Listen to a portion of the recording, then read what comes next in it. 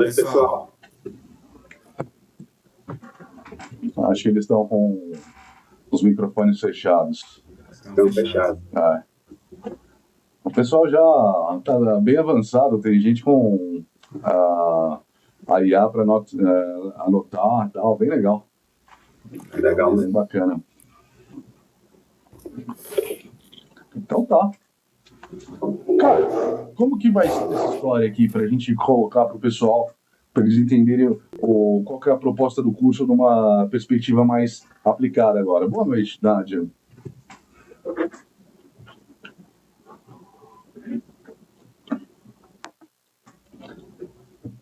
Professor Caio, eu acho que você está com o microfone fechado. Ô, Daniel, eu fechei aqui para...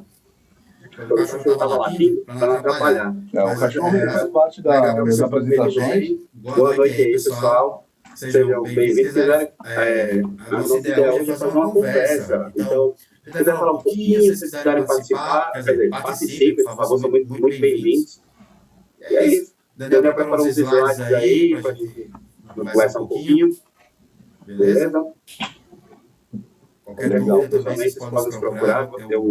Eu vou deixar inclusive no número do WhatsApp, porque acho que é até mais fácil do que por e-mail.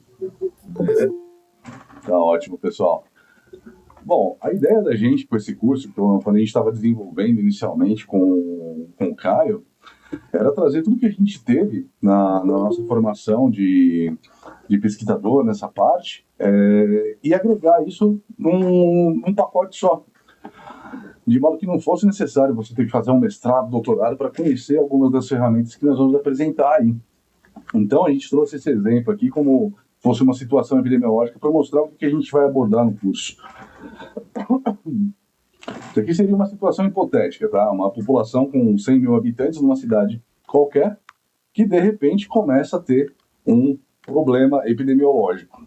Deixa eu só trazer para cá para poder apresentar para vocês, enquanto a gente conversa. Pronto. Então, a ideia central seria como que a gente faz para analisar essas informações. Quais são os parâmetros que a gente usa, não só aqueles que a gente já aprendeu em faculdade, né? Valor preditivo positivo, negativo, essas coisas, especificidade. Tudo isso a gente tem que abordar. Mas, como a gente viu no Covid, às vezes não é o suficiente. Às vezes a gente precisa de mais informações. Então tem um caso aqui especial, né? Aqui no exemplo tem um festival, como aconteceu na época do Covid, que foi o Carnaval. E aqui eles chamam de Festival Global Beats, que é o ponto de ignição onde começa uma epidemia de fato. E o que rege essa epidemia? Quais são os parâmetros que tomam conta dessa dispersão? Então a gente vai dar uma abordada nisso daí com mais calma. E vamos brecar um pouco, além de incluir as informações necessárias de base, nós vamos trazer esse tipo de problema rotineiramente. Então, a ideia central é que vocês tenham a possibilidade não só de identificar isso daí quando estiver na prática, mas vocês tenham o arcabouço total dessas ferramentas na mão para poder ajudar a interpretar e tomar decisão. Então, todos os trabalhos que nós fizemos ao longo do tempo, seja com filogenia, seja com modelagem, seja com biologia estrutural, seja com a própria parte de sequenciamento de nova geração, tudo isso em qualquer ordem, vai culminar com um processo decisório, né, onde vocês vão ter sempre o poder na mão de vocês para tomar a decisão. E isso vai ser um dos pilares do curso. Caio, manda bala com alguma coisa. Traz uma outra informação aqui para nós.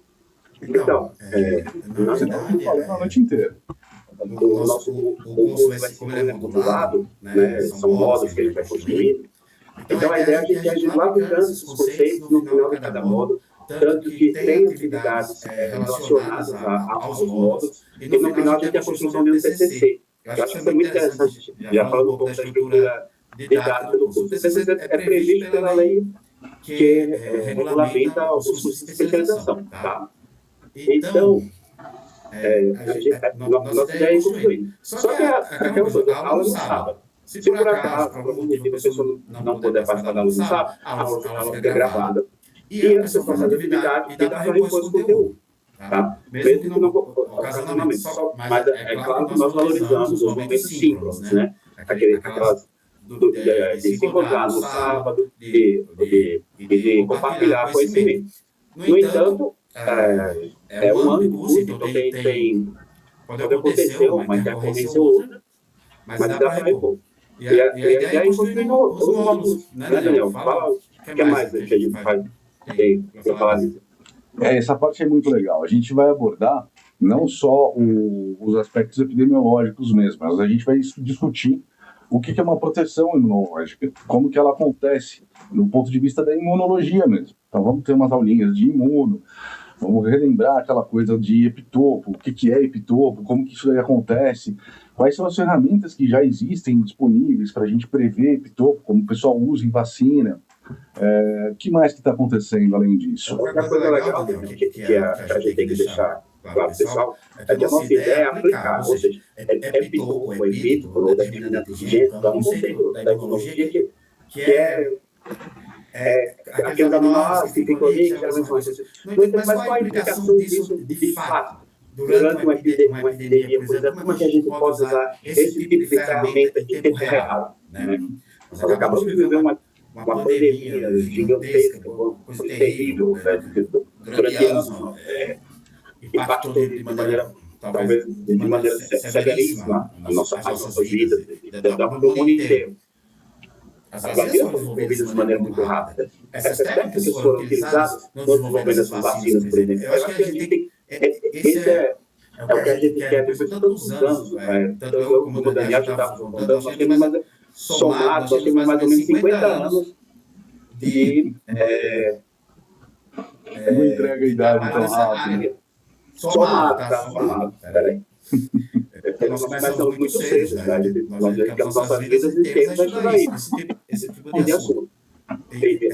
Então, o que eu quero mais, assim, eu sou professor da universidade não oficial, já mais de 10 anos, mas a ideia é interagir com pessoas que estão fora da comunidade acadêmica e levar, trocar também muita experiência e conhecimento, né?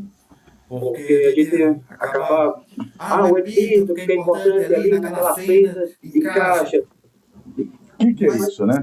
É isso. O que a gente faz com isso, né, Daniel? Acho que é isso aí que a gente quer. Acho que esse é um dos maiores interesses desse curso mesmo de dados é esse. E aprender também, né, velho? Trocar informação e trazer o pouquinho que a gente conhece, mas assim, dispersar. Porque essas informações, no final, a gente viu muita coisa disso acontecendo no SARS-CoV. Vocês querem ver um exemplo? A gente pode passar aqui um pouco mais rápido. Dá para trazer para vocês aquele conceito de R0. Ou então, se a gente pegar o perfil do inimigo, essa história que ele colocou aqui, como que a estrutura do vírus é importante nisso daí? Então, tem um módulo específico para a estrutura viral.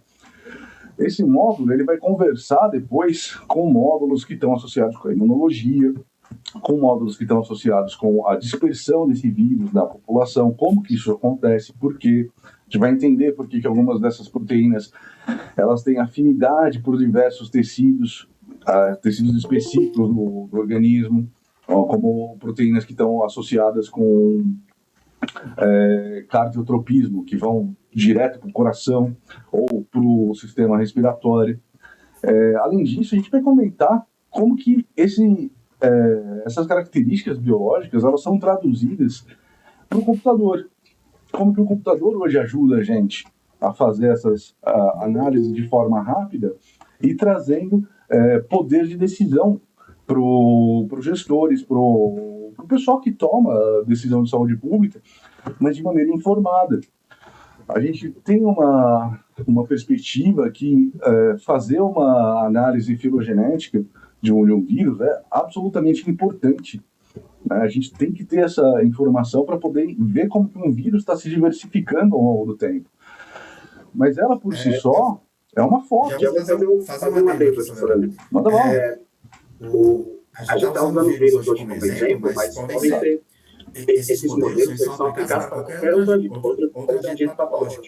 Inclusive, os modelos que a gente vai falar SIEC, né, o SIR, na verdade o SIR já é modificado, vamos voltar um pouquinho, eles são modelos epidemiológicos que não foram desenvolvidos para vírus, né?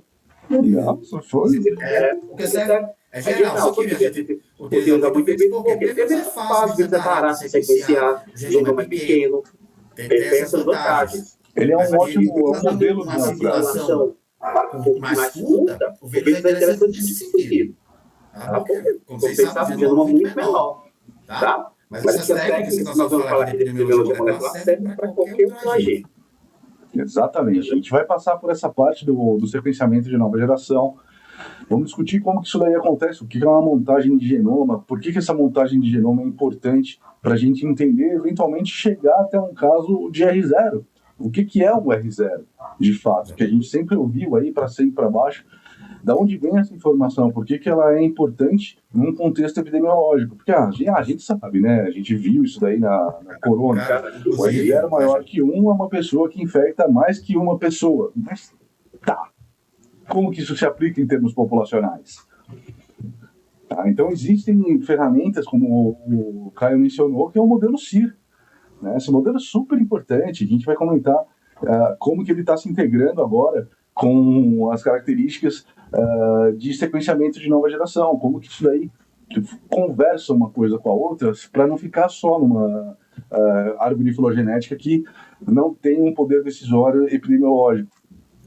Tá? Então a gente tem esse adendo a mais, né, no curso. E além disso, tem todo o trabalho de interação com vocês. Isso que eu acho que é o mais palpável do curso. A gente tem a premissa de não fazer o trabalho focado em um bicho só. Então nós vamos escolher alguns bichos, vai ser tipo meu bicho, minha vida. Então vocês vão aplicar todos esses conceitos que a gente vai trabalhar aula a aula para o bicho que vocês escolherem. Então necessariamente vocês vão ter um dossiê depois para o TCC de vocês, que é uma situação aplicada para todos os problemas que nós analisamos ao longo do tempo, né, naquele patógeno. Então, isso eu entendo como uma ferramenta importante de disseminação desse conhecimento aplicado. Isso. Tá? Tem muitos conceitos importantes, né, nessa pequena fala. Da epidemiologia. R0, eu estava lembrando aqui, quando virou um assunto que passava na TV durante a pandemia, nas redes sociais, as pessoas discutindo que o R0 da Ômicron é maior do que da outra linhagem, né? E por aí vai. Então, esses conceitos, nós queremos também estudar mais e discutir com vocês mesmo, ensinar também, né? Uhum. O Daniel tocou num ponto muito importante que nós definimos no projeto pedagógico, que chama Plano de Trabalho Anual, oficialmente, que o TCC ele vai ser construído ao longo dos módulos. Isso significa que nós vamos aplicar esse conceito para o agente escolhido. Tá? Vamos estudar uma determinada doença, ok? Aqui com todo o know-how que a gente tem, e com vontade, que eu acho que é mais importante, né? Com boa vontade, para ajudar na construção desse trabalho. Então a gente vai construir devagarzinho, ó. Conceito de R0, depois chega na SR, os modelos epidemiológicos clássicos, aí toda a biologia molecular que foi eu vou falar uma palavra assim, ridiculamente transformada desde 2008 com o advento das plataformas de sequenciamento de nova geração, pós-2008. Mas hoje em dia, pra vocês terem ideia, para fazer um genoma humano, a gente consegue sequenciar em 50 minutos. E os primeiros genomas, eles levaram o projeto de genoma humano, lá no início, levou 12 anos para ser feito. Então, conseguir sequenciar em 50 minutos. É desse nível de magnitude que nós estamos falando. Nós temos sequenciadores hoje que funcionam via energia USB. Olha que coisa maravilhosa.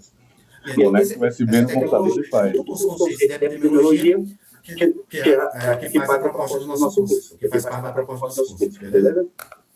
É bem bom, logo, vocês vão conhecer melhor. E vocês vão ver as coisas todas aplicadas do que a gente faz. vai ser tudo aplicado, não vai ser... Obviamente, todas as aulas, todos os módulos vão ser referenciados. Vocês vão ter todo um material didático, artigos e tudo mais que vocês vão precisar estudar, que faz parte da premissa. Mas, porém, contudo, entretanto, vocês vão ter uma situação, problema toda vez. E essa situação, problema, ela vai incorporar o que está nos artigos e vocês vão aplicar para tomar decisão em cima disso. Então, dependendo de cada caso, vocês vão montar os seus grupos, né, e vão discutir entre si e a gente vai construir o resultado disso. Então, por exemplo, aqui no caso, qual seria a diferença no impacto desse vírus hipotético quando ele passou de 3 para 4,8 no R0? Então, vocês vão ter uma situação, problema com números para trabalhar e as equações também. Obviamente, a gente não vai ficar fazendo continha. O objetivo não é a gente, né, treinar matemática aqui, no caso. Os programas fazem isso para nós. Mas é importante a gente entender, poxa, um R0 para uma população que o vírus atinge essencialmente crianças. Né? Como que isso daí vai funcionar? Será que essa estratificação de faixa etária tem uma importância grande? Qual seria o melhor cenário, então, para a gente intervir numa epidemia que está começando com um R0 muito alto, mas acomete necessariamente crianças? Será que o ideal seria vacinação em massa? Ou então vamos restringir movimento? Vamos vacinar algumas escolas específicas, dependendo da posição que a filogeografia demonstrou que o vírus está. Entende? Essas coisas a gente vai começar a conectar os pontos com vocês, para vocês terem esse poder de decisão. Então, essa é uma das ideias aqui. Esse aqui é o modelo CIR. A gente vai conversar um pouco sobre isso e entender o que é essa capacidade máxima de saúde, o que é uma equação diferencial ordinária aplicada para um problema específico, sem necessariamente entrar no cálculo disso. Vamos começar a olhar para efeito de rede, como que essas histórias conversam, e aí entra a decisão de faixa etária, a decisão de mobilidade, decisão de conectividade do patógeno. Tudo isso daqui para a gente conseguir chegar numa diferenciação muito boa do quais são as variáveis necessárias para a gente interferir no processo.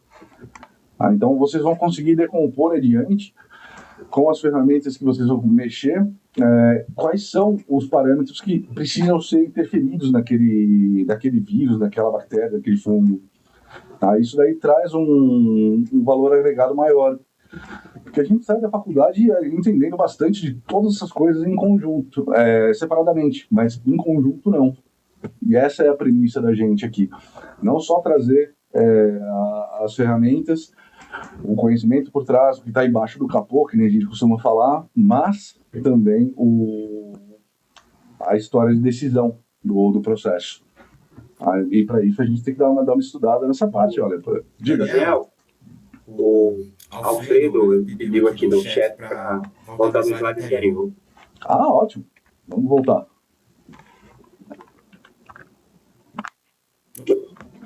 Aí. Mapeamento de rede, efeito festival. Qual foi a tua dúvida, Alfredo? Quer participar? Abre teu microfone, Alfredo. Vamos lá. Ok. Eu só estou aqui de ouvinte mesmo. Tá muito bom. É só esse slide que eu não tinha entendido bem. Obrigado. Não, mas você quer que a gente pode falar alguma coisa sobre esse tipo de análise? Você acha? Já está aqui para conversar, cara. Sim, eu acho que é importante, assim, de uma maneira bem simplificada, dar um exemplo da vida real, né? Vocês estão lembrando da pandemia. Então, assim, exemplificar com um slide um fato real, assim, de uma maneira simplificada, sem precisar aprofundar muito, porque não tem muita coisa aí. Não. É conversar. Por exemplo, foi utilizando as técnicas de mapeamento de rede, de escala, pelo trabalho do Baramati da Reca Alves, que se começou a desenhar a vacinação em grupos específicos para desligar as cadeias de transmissão. Por exemplo, eu acho que isso aqui é interessante colocar esse tipo de exemplo.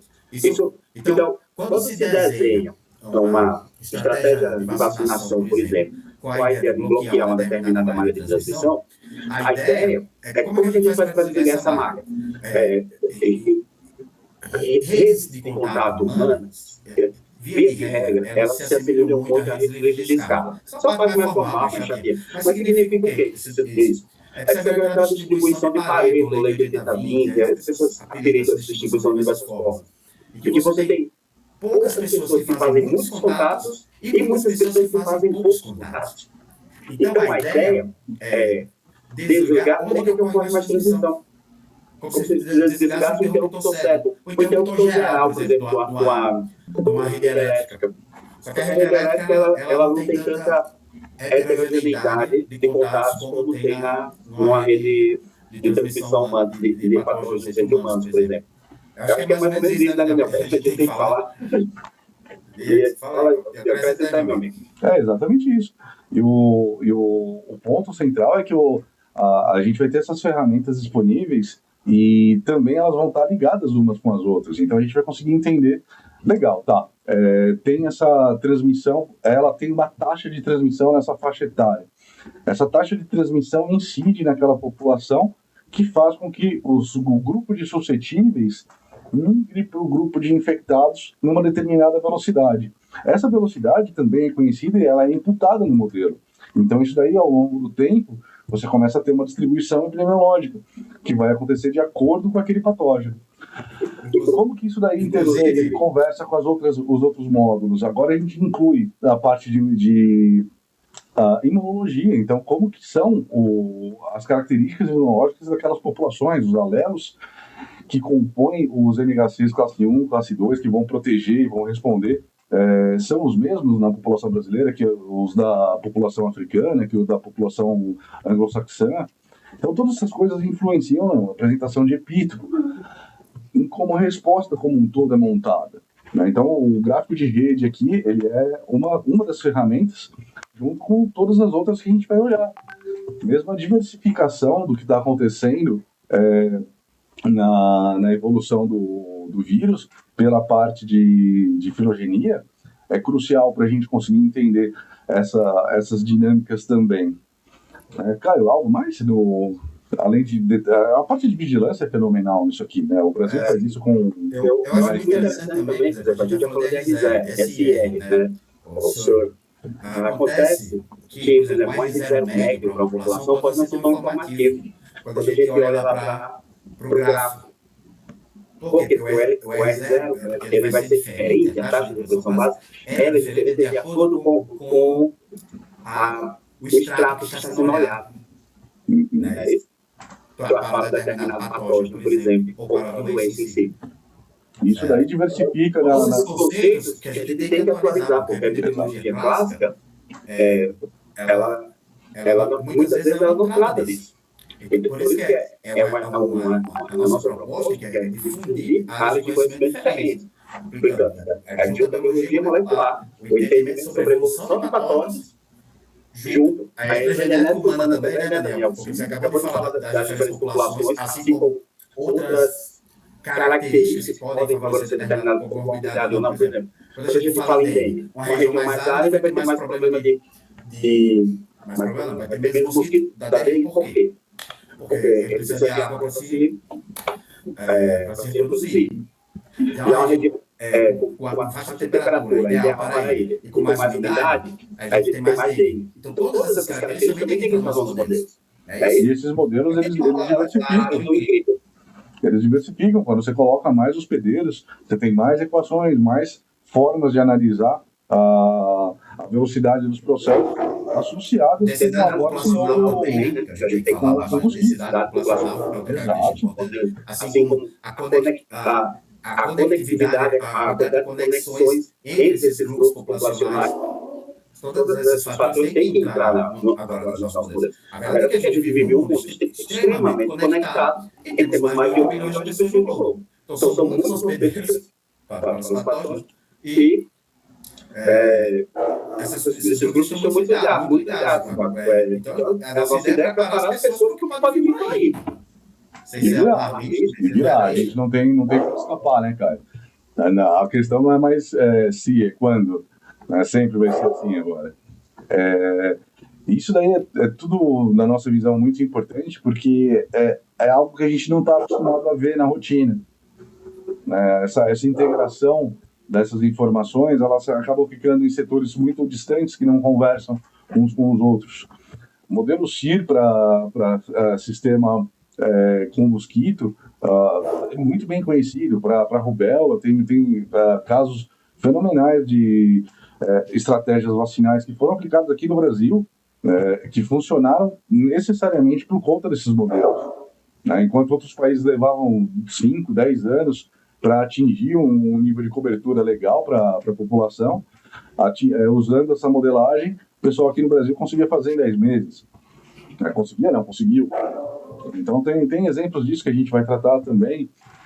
E aí a ideia é juntar tudo isso daí num balaio de gato só, né? De modo que vocês tenham todas essas informações de biologia, ambiente, comportamento, parametrizadas no livro de vocês, né? Que vai ser o livrinho de vocês, para o patógeno que vocês escolherem. Então aí vocês vão ter o poder de decisão para qualquer outro que venha entrar em contato, porque o arcabouço, o conjunto de ferramentas que vocês vão usar, apesar de variar um caso para outro, vocês já vão ter conhecido, vocês já vão ter lidado com isso antes. Então aquele impacto inicial do caramba, vai ter uma equação aqui. Tudo bem, tem uma equação aí, mas a gente tem um sistema que faz a conta para nós. A gente precisa entender onde colocar os parâmetros, né, e poder tomar a decisão com isso depois. Mas não é necessariamente que nós vamos desenvolver um modelo para aplicar, mas quando esses modelos existem, vamos já usar o que está aplicado, né? Então isso é algo que a gente tem o grande interesse de trazer para vocês, que é o que está sendo montado aqui, que foi a emenda que a gente levou para o curso. Então, se a gente pudesse resumir, seria essa história, né? Conter, diagnosticar, vacinar e comunicar.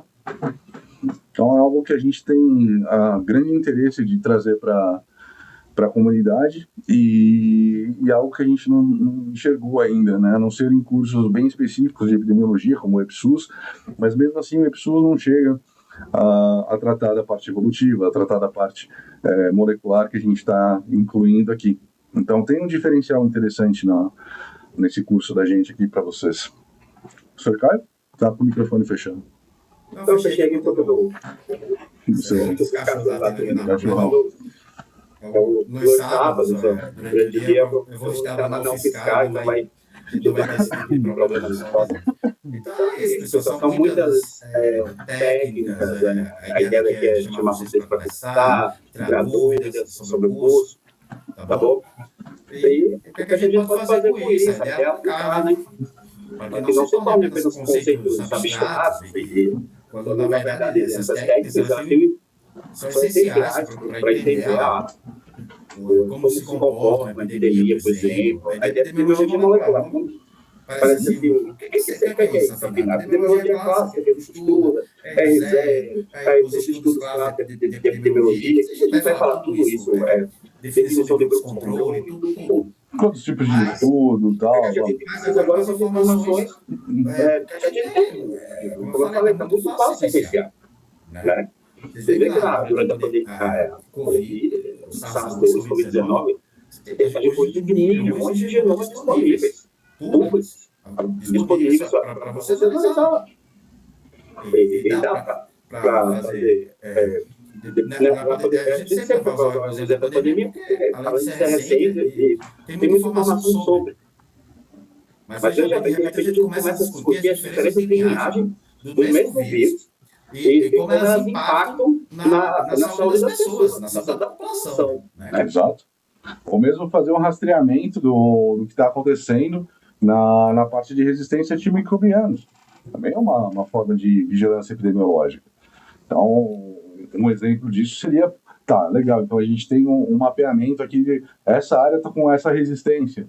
Será que o SUS deveria investir nesse tipo de antibiótico, já que aquela região populacional já desenvolveu resistência para isso? Então, são os sistemas de decisão que estão acontecendo no resto do mundo, que a gente precisa incorporar aqui também. Deixa eu ver se Daniel, você está com a tela aqui da apresentação, mas eu estou acompanhando o chat aqui também, tá? Legal, o que tem? Eu não estou conseguindo ver o chat, diga. O Alfredo, o Marquinhos, tem um programa muito interessante. as barreiras não são apenas técnicas, mas muitas vezes geopolíticas. Sim. É bacana. Durante a pandemia de H1N1 de 2019, a demora atrasou a produção de vacinas específicas. Olha que bacana. Esse fato que ele traz, eu já escrevi que eu concordo plenamente, é complicadíssimo. Aí ele fala da região da Fiocruz, tentando de buscar essas barreiras, que é muito interessante também. Inclusive, a gente tem colaborado com pessoas da Fiocruz ao longo dos anos, né? Tanto estudando dengue quanto HIV. Eu nem me lembro mais quanto tempo já, né? Uns 15 anos por aí. Mas é isso. Tá? Muito bacana. E realmente essas redes genômicas, elas começam a funcionar, aí precisa de pessoas com formação na área de epidemiologia molecular, porque tem a matéria-prima. Mas se vai saber analisar o dado, e é exatamente isso que a gente quer municiar vocês com, né? Para vocês não terem uma situação de discussão política. Tem que ser uma discussão científica em cima do resultado. Então não discute com o Daniel, não discute com o Caio. O dado é esse. Isso aqui essa é a decisão que a gente tem que tomar em cima disso. Não tem política para cá ou para lá. A ciência mostra que a gente tem que ir por esse caminho aqui. Então é isso daí que a gente quer deixar com vocês de ferramenta. Mas por outro lado, a ciência também existe para fomentar decisões, né, que podem impactar na vida das pessoas, né? Tudo isso daí tem que ser ponderado com muito cuidado. Não é uma decisão monocrática que virar e falar, tem que ser assim. Todos os parâmetros que vocês vão ver aqui, eles têm variações, né? Tem espaço de trabalho. Então, nunca vai ser uma decisão, a gente sabe pontualmente que tem que ser assim. E se a gente mexer desse lado aqui, a curva vai expandir para lá, vai pegar mais idoso. Tem uma série de consequências que vocês vão conseguir prever com essas informações na mão. Então, essa é a grande vantagem que a gente enxerga nessa metodologia que a gente está empenhando aqui para vocês. Então, a ideia central é responder uma pandemia com precisão da ciência aliada à coragem de decisão, que é sempre isso que você colocou, Martim. Os gestores eles vão sempre puxar para aquilo que é mais interessante politicamente, de repente. Mas a nossa função, como os técnicos que estão associados com essas metodologias, informá-los da melhor maneira possível. Algo mais, professor Caio? Acho que é isso, cara. Alguém quer participar? É muito bem-vindo. A gente adora quando as pessoas participam. Porque a gente conversa muito com o outro, muito bom escutar os outros, na verdade, também. Exato. Eu teria uma consideração, se me permite. Eu tenho a visão do clínico, não é a visão do epidemiologista. E assim, me parece que a integração entre esses dados, quem vai fazer o sequenciamento genômico, quem vai fazer a avaliação da resposta das vacinas, quem vai fazer a modelagem matemática, a pergunta que eu faço é, claro que essa pandemia trouxe um aprendizado para todos, né? As vigilâncias dos estados, elas estão melhor preparadas, provavelmente, a partir dessas experiências que a gente teve recentes, né? Esse fluxo, desde das notificações, identificação, recolhimento dos dados, interpretação dos dados, e aí eu vi, por isso que eu pedi para botar aquele slide, os gráficos, eu achei muito interessante. Parece que teve alguma coisa nesse sentido entre comunidades de WhatsApp que foram traçados os gráficos, identificando regiões que tinham uma concentração maior. Mas a pergunta que eu faço é a seguinte: a integração entre todos os envolvidos, desde o sequenciamento genômico e terminando antes do decisor político, que a secretaria que vai tomar as ações, o último estágio técnico é do epidemiologista, certo? Esse fluxo ele ocorre de uma maneira sincronizada, organizada, ou é meio caótico? Isso eu estou fazendo uma pergunta como leigo, como clínico, na visão de quem está lá na linha de frente, mas como clínico, e não como o back-office da pesquisa, da modelagem, enfim, que vai dar as informações epidemiológicas propriamente. como é que está esse fluxo? Como é que vocês, com a experiência que vocês têm, vocês veem hoje em dia isso funcionando, né? Eu acho que foi o Daniel que falou, e isso já se tornou realmente, a gente escuta isso, não é quando, se vai ter uma nova pandemia, quando será, né? Então, assim, estamos preparados realmente? Bem, eu vou começar aqui respondendo, não sei se vou conseguir responder tudo, porque o Brasil tem como característica ser extremamente heterogêneo entre regiões e entre camadas populacionais. No entanto, hoje em dia, tem uma disponibilidade muito maior de sequenciadores, pequenos sequenciadores. Se você tem ideia, quando a gente estava na graduação, eu e o Daniel somos mais ou menos contemporâneos. O sequenciador é, sei lá, do tamanho de um carro, mais ou menos. A largura de um carro, vai. O tamanho do ônibus, vai. Hoje em dia, um sequenciador desses, que está disponível para ele, é no micro-ondas. E ele funciona, e é muito mais barato. Então, a gente tem mais tecnologia, tem possibilidade de produzir mais dados. Só que a nossa ideia, a gente tem que olhar para frente.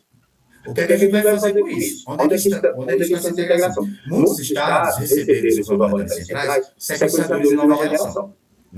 Que é esse que eu falei do tamanho do micro-ondas.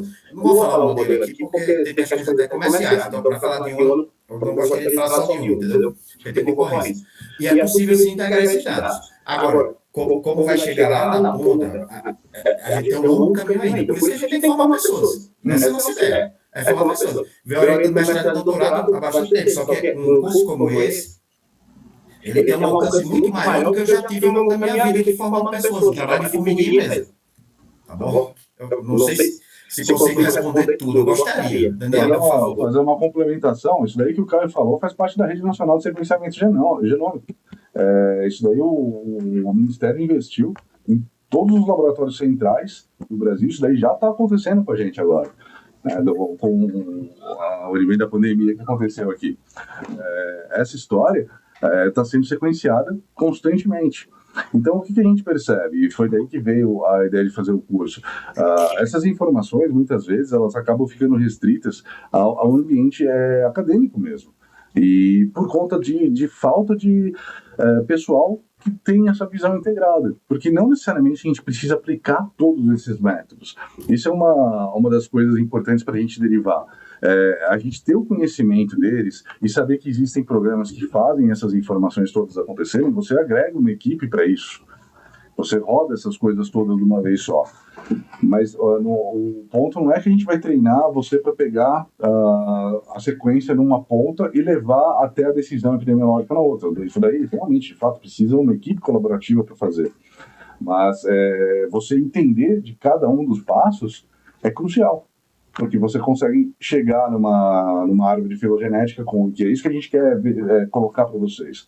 Entendeu? Cara, tá diversificando bastante isso aqui. Essa diversificação, como que ela está implicando na dispersão do vírus, entre uma modelagem CIR. A vacina está conseguindo cobrir essa diversificação? Você vai pegar o epitopo que está agora diretamente ligado com a sequência genética do vírus. Poxa, essa diversificação mudou. O vírus agora tem uma vantagem imunológica. Ele está, além de se diversificando mais, se espalhando mais. Estou usando só como exemplo o Covid, porque é um caso de evolução mais rápida, vamos chamar assim.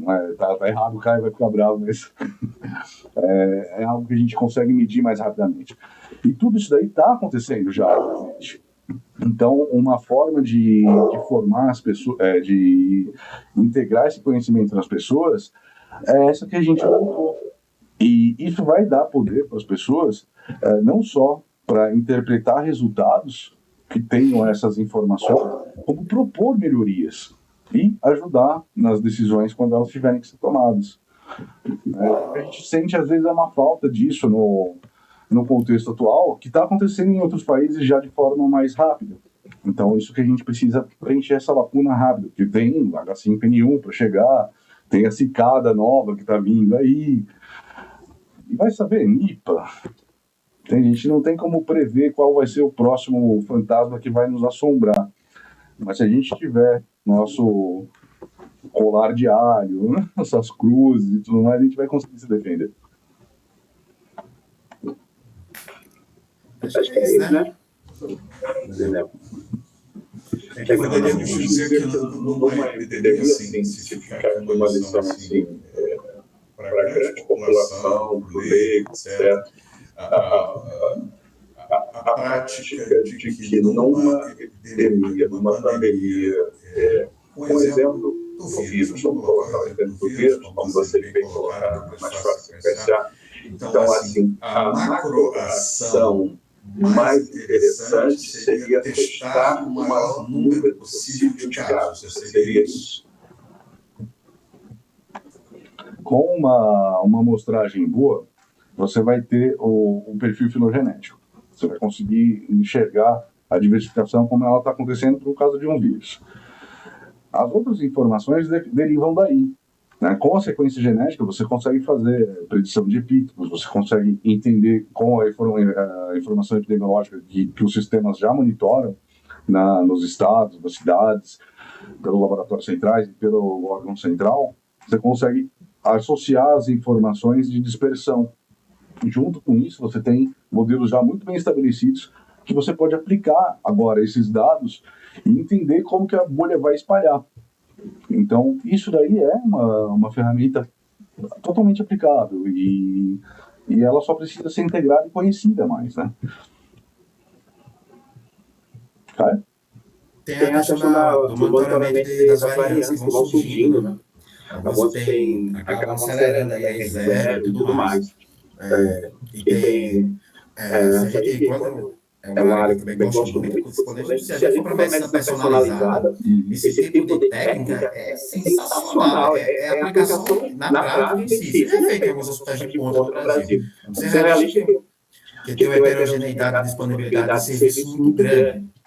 Mas a gente vai nossa ideia é fazer o caminho, né? Esse caminho do mais simples ao mais complexo, ao mais complicado. Né? Eu acho que é isso. E se deixar, a gente fica falando por horas aqui. Se entrar na parte de redes... Essa é a parte.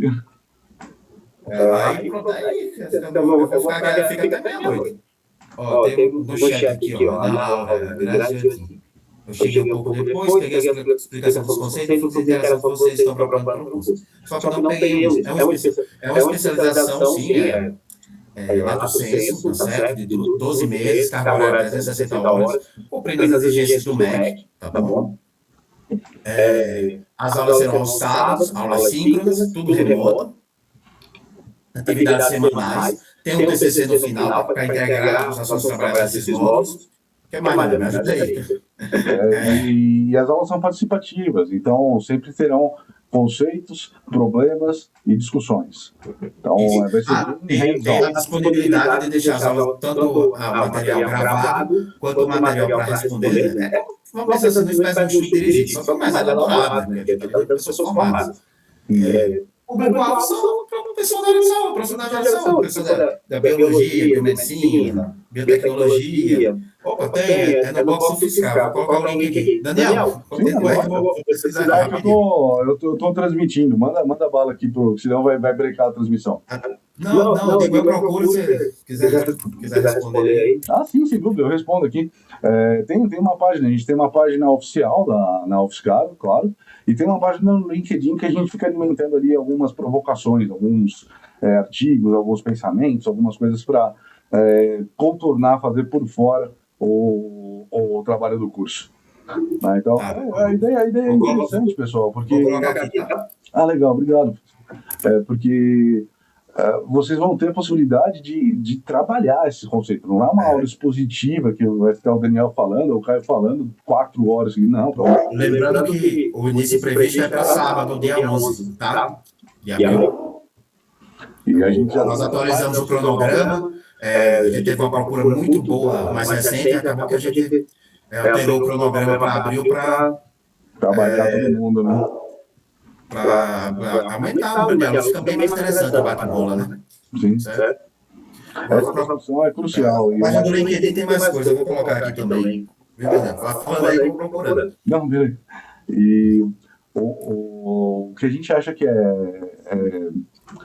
o material de ouro do curso é justamente a possibilidade de discutir com diferentes patógenos ou esses problemas, porque as variáveis vão mudar drasticamente. Então, vocês vão perceber que, por exemplo, uma bactéria não vai ter uma dispersão tão rápida quanto um vírus que é transmitido pelo ar, já que ela depende de uma solução de continuidade para chegar perto. Mas, por outro lado, se você tem um sistema que está totalmente resistente a antimicrobianos, como que isso daí funciona? Então, esses balanços a gente vai ter possibilidade de discutir em cada um dos módulos que foram preparados. Obviamente, nós vamos passar por um sistema de revisão antes, vamos retomar os conceitos de epidemiologia clássica, vamos falar de sensibilidade, especificidade, todas essas coisas, todas essas formulinhas, taxa, risco relativo, odds ratio, tudo isso daí a gente vai discutir, né, que é o arcabouço central para a gente partir para o próximo passo, que é a epidemiologia molecular mesmo. Eu coloquei os links aqui, pessoal, no chat. Como a gente fez esse fora do ambiente da UFSCar, é só de uma hora, é tudo remoto. Nós vamos usar o ambiente Google Sala de Aula, o Google Classroom, e aí, pelo Google Meet, todas as atividades serão lá, todo o contato. É muito interessante essa plataforma. Eu já venho usando, sei lá, para fazer essas coisas. Já faz bastante tempo que a gente usa e é isso. Pelo Google Meet, que acaba sendo uma plataforma, você consegue acompanhar melhor em todo lugar. E vai ficar gravado, né? Então, mas é interessante fazer essas atividades. Uma coisa muito importante em termos de estrutura pedagógica, estão previstas acompanhamento das atividades dos estudantes durante o curso inteiro. Não é porque a aula vai ser só no sábado, vocês só vão saber da vida no sábado. A gente vai acompanhar tudo que vocês estão fazendo. Aí tem fórum, chat, nós temos mais uma aula de doutorado e mais outro estagiário. Oi? A professora está muito interessante. Então, é a primeira turma que a gente abre, Cláudia. Então, se Deus quiser, a gente vai oferecer mais vezes. Mas hoje em dia nós só damos conta de uma oferta anual. Isso. Mas assim, é uma nova. Eu tenho que estudar bastante a legislação das cursos de especialização, né? Até um mês depois do início, ainda pode se matricular e obrigatoriamente as pessoas que se matricularam nesse período, elas precisam ter o imposto, tá certo? Então, é isso também. Mas isso para qualquer curso de especialização por aí, tá na norma, certo? Beleza? Mas vale a pena, Cláudio. Tenta dar uma olhada, de repente você consegue concatenar.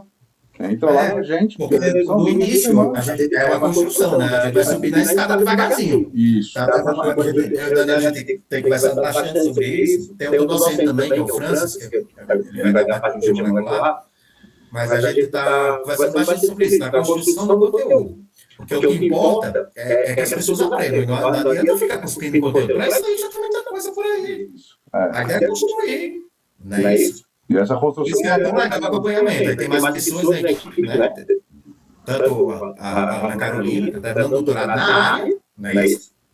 E tem o nosso estagiário Lourenço ainda, para fazer a parte mais técnica, né? Até porque o pessoal mais novo aí que domina esses cursos aí, faz melhor do que nós. E a construção desse conhecimento é bem essa história do debate, né? Então, é trazer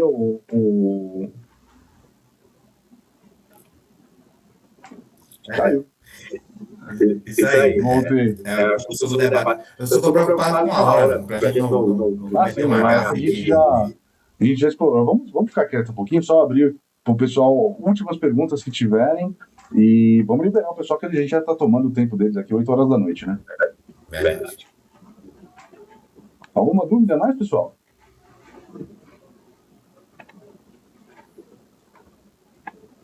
Eu acho que ok, então. Pessoal, bom, vou me despedir primeiro, depois o professor Caio fala. Muito obrigado pelo tempo de vocês. A gente está ansioso para começar esse curso, é algo que a gente tem cozinhado aí há 2 anos, batendo cabeça, tentando ver quais são as melhores formas de entregar isso para vocês. E estamos ansiosos agora para esse final de semana começar. Nos vemos lá sábado, Um grande abraço para vocês, professor Caio. Palavra sua. Pessoal, muito obrigado mesmo. Olha que bacana, o Alfredo falou que vai ajudar a divulgar nas redes também. A gente agradece demais essa capilaridade que a gente está aprendendo, né? Mas a gente estuda tanto direito epidemiológico que aprende redes sociais também, né? Mas é isso. Então, muito obrigado, pessoal, pelo tempo de vocês, né? Como o Daniel falou, são quase 8 da noite, num dia de semana. Espero que todos estejam bem, tenham uma excelente noite. E sábado, quem quiser, a gente vai estar lá, certo? Quem puder, quem quiser.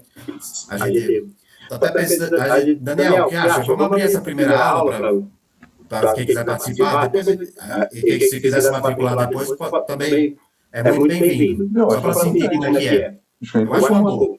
Porque aí deixa de ser o que a gente falou, eles vão ver na prática. Exatamente.